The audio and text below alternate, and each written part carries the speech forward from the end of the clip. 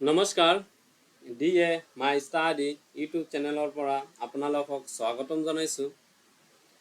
ইয়াৰ আগৰ ভিডিঅ'টোত আমি আসাম হিষ্টৰীৰ দানৱ বংশৰ বিষয়ে আলোচনা কৰিছোঁ। আজি এই ভিডিঅ'টোত ভৌম বংশ বা অহুৰ বংশৰ বিষয়ে আলোচনা কৰিম। যিসকলে আগৰ ভিডিঅ'টো চোৱা নাই প্লিজ ভিডিঅ'টো চাই আহিব আৰু সেই ভিডিঅ'ৰ পৰা নিশ্চয় আপোনালোকে বহু উপকৃত হ'ব।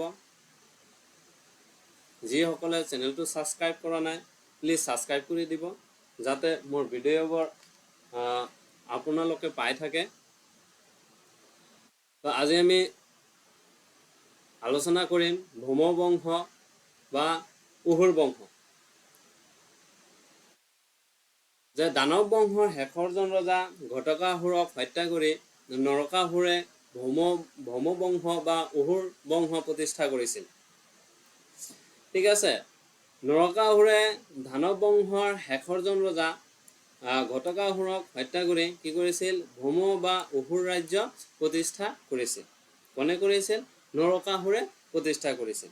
বা ভৌম বংশৰ প্ৰতিষ্ঠাপক কোন?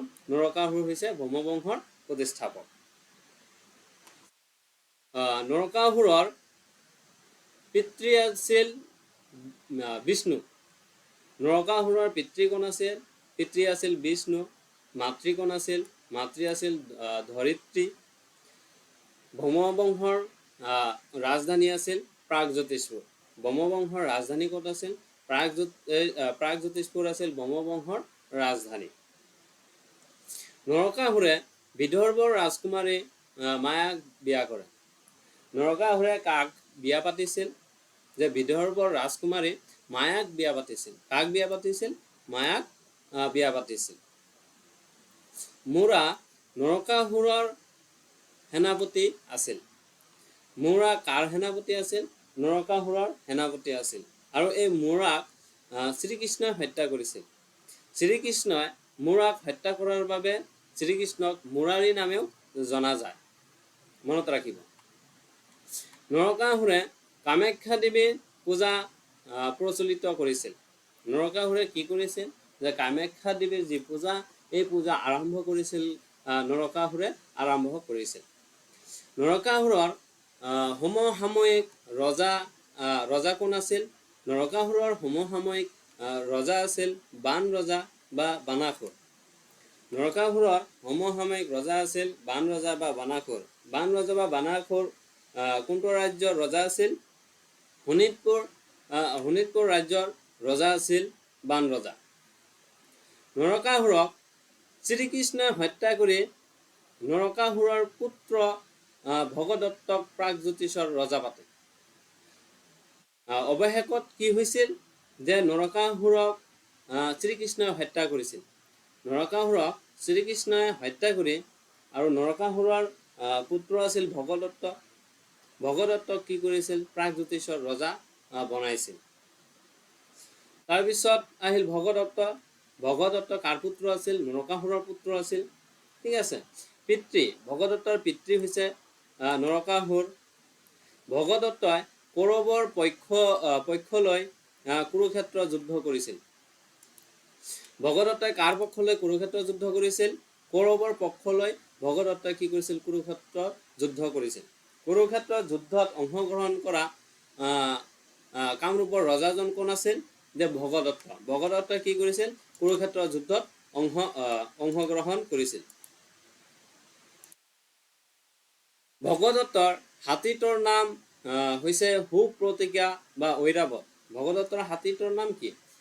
সুপ্ৰতীকা। পৰীক্ষাত বহুবাৰ সুধিছে যে ভগদত্তৰ হাতীটোৰ নাম কি আছিল? কি আছিল? যে সুপ্ৰতীকা। যিটো হাতীৰ পিঠিত উঠি তেওঁ যুদ্ধ কৰিছিল, হয়নে নাই?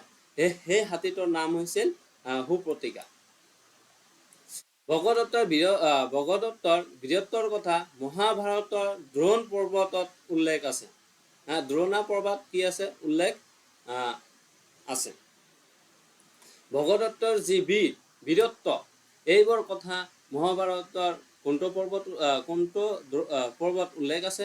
দ্ৰোণ পৰ্বত উল্লেখ আছে। ভগদত্তৰ জীয়ৰীৰ নাম কি আছিল? ভগদত্তৰ জীয়ৰী আছিল ভানুমতী। ভগদত্তৰ জীয়ৰী কোন? ভগদত্তৰ জীয়ৰী আছিল ভানুমতী। আৰু ভগদত্তৰ জীয়ৰী ভানুমতীক কি কৰিছিল? কৌৰৱৰ দুৰ্যোধনে বিয়া কৰিছিল। ঠিক আছে, কৌৰৱৰ দুৰ্যোধনে ভগদত্তৰ জীয়ৰী ভানুমতীক কি কৰিছিল? বিয়া কৰিছিল। ভগদত্তৰ জীয়ৰী কোন আছিল? ভানুমতী।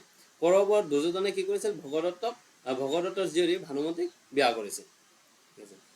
ভগদত্তই গুৱাহাটীৰ দীঘালী পুখুৰী খান্দিছিল। ভগদত্তই কি কৰিছিল? গুৱাহাটীৰ যি দীঘালী পুখুৰী আছে সেই দীঘালী পুখুৰী ভগদত্তই খান্দিছিল। বা এনেকুৱা সুধি দিব পাৰে যে গুৱাহাটীৰ দীঘালী পুখুৰীৰ সৈতে কাৰ সম্পৰ্ক আছে? কাৰ সম্পৰ্ক আছে? ভগদত্তৰ সম্পৰ্ক আছে। কুৰুক্ষেত্ৰ যুদ্ধত অসমৰ পৰা দুজনে অংশ লৈছিল। ঠিক আছে, কুৰুক্ষেত্ৰ যুদ্ধত অসমৰ পৰা কি কৰিছিল? দুজনে অংশগ্ৰহণ কৰিছিল। কোনে কোনে অংশগ্ৰহণ কৰিছিল? যে কৌৰৱৰ পক্ষত ভগদত্তই অংশগ্ৰহণ কৰিছিল আৰু পাণ্ডৱৰ পক্ষত ঘটোৎকচে অংশগ্ৰহণ কৰিছিল। কাৰণ কুৰুক্ষেত্ৰ যুদ্ধত পাণ্ডৱ আৰু কৌৰৱ আৰু পাণ্ডৱৰ মাজত কি কৰিছিল? কুৰুক্ষেত্ৰ যুদ্ধ হৈছিল। আৰু কৌৰৱৰ পক্ষত কোনে লৈছিল? ভগদত্তই। কাৰণ ভগদত্তৰ জীয়ৰী ভানুমতীয়ে কি কৰিছিল? দুৰ্যোধনলৈ বিয়া দিছিল। কৌৰৱৰ পক্ষৰ দুৰ্যোধনলৈ কি কৰিছিল? ভানুমতীক বিয়া দিছিল। সেইকাৰণে ভগদত্তই কি কৰিছিল? কৌৰৱৰ পক্ষ হৈ যুদ্ধ কৰিছিল। কাৰ বিৰুদ্ধে কৰিছিল? পাণ্ডৱৰ বিৰুদ্ধে কৰিছিল। অৱশেষত অৰ্জুনে ভগদত্তক হত্যা কৰিছিল। অৱশেষত কি কৰিছিল? যে ভগদত্তক কোনে হত্যা কৰিছিল? অৰ্জুনে হত্যা কৰিছিল। অৰ্জুনে ভগদত্তক কুৰুক্ষেত্ৰ যুদ্ধত হত্যা কৰিছিল। ঠিক আছে, ইয়াত দুটা কুৱেশ্যন আছে যে ভগদত্তক কোনে হত্যা কৰিছিল? অৰ্জুনে হত্যা কৰিছিল। আৰু ভগদত্তৰ কোনটো যুদ্ধত হত্যা হৈছিল? কোনটো যুদ্ধত মৃত্যু হৈছিল? যে কুৰুক্ষেত্ৰ যুদ্ধত ভগদত্তৰ মৃত্যু হৈছিল। তাৰপিছত আমি পঢ়িম বান ৰজা বা বানাসুৰ। বান ৰজা বা বানাসুৰ। কাৰণ নৰকাসুৰৰ সমসাময়িক ৰজা আছিল বান ৰজা। নৰকাসুৰৰ সমসাময়িক ৰজা আছিল শোণিতপুৰৰ বান ৰজা। ঠিক আছে, আৰু এই বান ৰজাৰ পিতৃ আছিল মহাবলী বা বলি। পিতৃ কোন আছিল? মহাবলী। বান ৰজাৰ কন্যা কোন আছিল? উষা। বান ৰজাৰ জীয়ৰী আছিল উষা। ঠিক আছে, বান ৰজাৰ জীয়ৰী কোন আছিল? বান ৰজাৰ জীয়ৰী আছিল উষা। ৰাজধানী আছিল শোণিতপুৰ। বান ৰজাৰ ৰাজধানী ক'ত আছিল? শোণিতপুৰ আছিল বান ৰজাৰ ৰাজধানী। এইবোৰে সুধি দিয়ে। বান ৰজাৰ জীয়ৰীৰ নাম কি? উষা। বান ৰজাৰ ৰাজধানী ক'ত আছিল? শোণিতপুৰ ৰাজধানী আছিল। ঠিক আছে, বান ৰজাৰ কন্যা উষাই অনিৰুদ্ধৰ প্ৰেমত পৰিছিল। বান ৰজাৰ যি কন্যা উষা, এই উষাই কাৰ প্ৰেমত পৰিছিল? অনিৰুদ্ধৰ প্ৰেমত পৰিছিল। ঠিক আছে, তেনেহ'লে অনিৰুদ্ধ কোন আছিল? অনিৰুদ্ধ আছিল শ্ৰীকৃষ্ণৰ নাতি। অনিৰুদ্ধ কোন আছিল? অনিৰুদ্ধ আছিল শ্ৰীকৃষ্ণৰ নাতি। আৰু এই অনিৰুদ্ধৰ প্ৰেমত পৰিছিল কোনে? বান ৰজাৰ কন্যা উষাই অনিৰুদ্ধৰ প্ৰেমত পৰিছিল। উষা আৰু অনিৰুদ্ধৰ মাজত গোপন বিবাহ হৈছিল। উষা আৰু অনিৰুদ্ধৰ মাজত এটা বিবাহ হৈছিল, গোপন বিবাহ, কোনেও জনা নাছিল। আৰু সেই বিবাহখনক কি বুলি কোৱা হয়? গন্ধৰ্ব বিবাহ বুলি কোৱা হয় বা জনা যায়। মনত ৰাখিব, এইটো বহুবাৰ আহিছে যে উষা আৰু অনিৰুদ্ধৰ মাজত কি হৈছিল? গোপন বিবাহ হৈছিল। আৰু সেই বিবাহখনৰ নাম কি? সেই বিবাহখনৰ নাম হৈছে গন্ধৰ্ব বিবাহ। আৰু উষাৰ সখীয়েক কোন আছিল? উষাৰ সখীয়েক আছিল। উষাৰ সখীয়েকৰ নাম আছিল চিত্ৰলেখা। মনত ৰাখিব যে উষাৰ সখীয়েক কোন আছিল? উষাৰ সখীয়েক আছিল চিত্ৰলেখা। আৰু এই চিত্ৰলেখাই কি কৰিছিল? তেওঁৰ কি আছিল? এটা শক্তি আছিল। আৰু এই শক্তিৰ জৰিয়তে, প্ৰাকৃতিক এটা শক্তি আছিল, এই শক্তিৰ জৰিয়তে অনিৰুদ্ধক কি কৰিছিল? দ্বাৰকাৰ পৰা অপহৰণ কৰিছিল আৰু উষালৈ লৈ আহিছিল। বান ৰজাৰ কন্যা উষাক বান ৰজাৰ কন্যা উষাক শ্ৰীকৃষ্ণৰ নাতি অনিৰুদ্ধই বিবাহ কৰে। ঠিক আছে, বান ৰজাৰ যি কন্যা উষা কি কৰিছিল? শ্ৰীকৃষ্ণৰ নাতি অনিৰুদ্ধই কি কৰে? এই উষাক বিয়া কৰে। তেজপুৰৰ এক বিখ্যাত স্থান অগ্নিগড়ত কি কৰিছিল? বানাসুৰে উষাক ৰাখিছিল। যাতে কোনো যুৱক ওচৰ চাপিব নোৱাৰে। ঠিক আছে। তেজপুৰৰ এটা বিখ্যাত স্থান অগ্নিগড়, আৰু এই অগ্নিগড়ত কি কৰিছিল? উশাক ৰাখিছিল। কিয় ৰাখিছিল? যাতে কোনো যুৱকে উশাৰ ওচৰ চাপিব নোৱাৰে। আৰু চিত্ৰলেখাই অতি প্ৰাকৃতিক শক্তিৰ জৰিয়তে দ্বাৰকাৰ পৰা অনিৰুদ্ধক অপহৰণ কৰিছিল আৰু উশালৈ লৈ আহিছিল। তেওঁ কি কৰিছিল? এটা প্ৰাকৃতিক শক্তি জানিছিল, আৰু এই শক্তিৰ জৰিয়তে কি কৰিছিল? দ্বাৰকাৰ পৰা অনিৰুদ্ধক অপহৰণ কৰিছিল। অপহৰণ কৰিছিল আৰু কি কৰিছিল? উশালৈ লৈ আহিছিল। আৰু তাতে কি কৰিছিল? উষা আৰু অনিৰুদ্ধৰ মাজত কি হৈছিল? গোপন বিবাহ হৈছিল, আৰু সেই বিবাহখনৰ নামে হৈছিল গন্ধৰ্ব বিবাহ। মনত ৰাখিব। শিৱ ভক্ত বান ৰজাই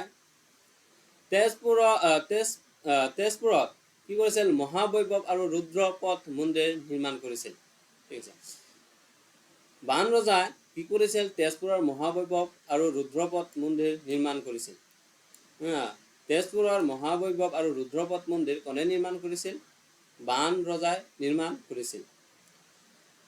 শিৱ আৰু শ্ৰীকৃষ্ণৰ যুদ্ধক হৰিহৰ যুদ্ধ বোলে। শিৱ আৰু শ্ৰীকৃষ্ণৰ যুদ্ধক কি যুদ্ধ বুলি কোৱা হয়?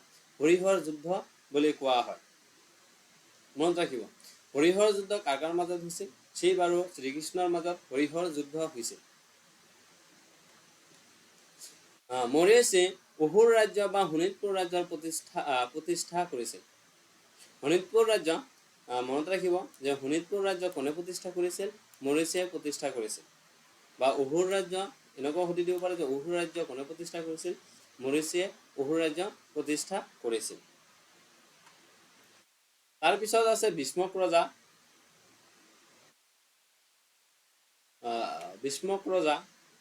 ভীষ্মক ৰজাৰ বিষয়ে আমি কালি আলোচনা কৰিম। আজি এই ক্লাছত যিখিনি আলোচনা কৰিলোঁ সেইখিনি পৰীক্ষাৰ বাবে অতি গুৰুত্বপূৰ্ণ।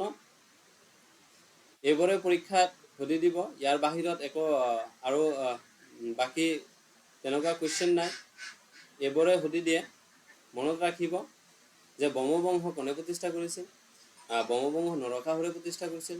নৰকাসুৰে কি কৰিছিল? কাক হত্যা কৰি? ঘটকাসুৰক হত্যা কৰি ব্ৰহ্মবংশ প্ৰতিষ্ঠা কৰিছিল। পিতৃ আছিল বিষ্ণু, মাতৃ আছিল ধৰিত্ৰী, ৰাজধানীবৰ ৰাজধানী আছিল প্ৰাগজ্যোতিষপুৰ। তেওঁৰ সমসাময়িক ৰজা আছিল বান ৰজা। বান ৰজা ক'ত ৰাজত্ব কৰিছিল? শোণিতপুৰ ৰাজত্ব কৰিছিল। তেওঁৰ জীয়েক আছিল উষা। উষাই কাৰ প্ৰেমত পৰিছিল? অনিৰুদ্ধৰ প্ৰেমত পৰিছিল। অনিৰুদ্ধ কোন আছিল? শ্ৰীকৃষ্ণৰ নাতি আছিল। আৰু নৰকাসুৰক কোনে হত্যা কৰিছিল? শ্ৰীকৃষ্ণই হত্যা কৰিছিল। শ্ৰীকৃষ্ণই হত্যা কৰি কি কৰিছিল? ভগদত্তক প্ৰাগজ্যোতিষৰ ৰজা পাতে। ভগদত্ত কোন আছিল? ভগদত্ত নৰকাসুৰৰ পুত্ৰ আছিল।